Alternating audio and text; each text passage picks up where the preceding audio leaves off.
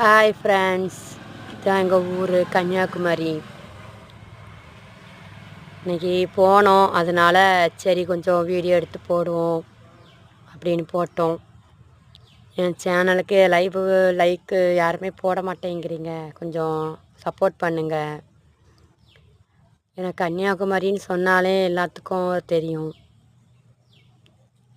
இன்றைக்கி போனோம், தம்பி வந்து கூட்டிகிட்டு போனான் குழந்தைகளை. சரி உங்களுக்கும் கொஞ்சம் காட்டியாகணுமே அப்படின்ட்டு போட்டேன். லைவ் போடலான்ட்டு ஆசைப்பட்டேன்.